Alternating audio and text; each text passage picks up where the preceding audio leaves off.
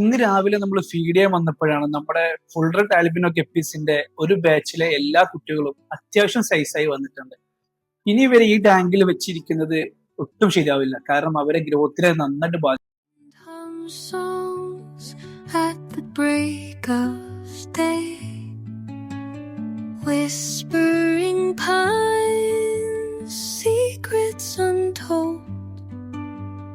Carrying tales only the forest holds.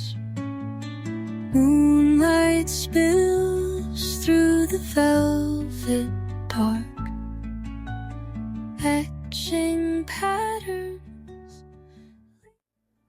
ഇപ്പൊ ഏകദേശം എല്ലാ ഫിഷസിനെയും നമ്മൾ പിടിച്ചെടുത്ത് കഴിഞ്ഞിട്ടുണ്ട്.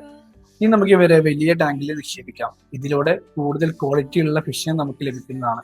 ഏകദേശം ഒരു 2-2.5 മാസം കൊണ്ട് നമുക്ക് ഇവരെ സെയിൽ ക്വാളിറ്റിയിലേക്ക് എത്തിക്കാനും കഴിയും.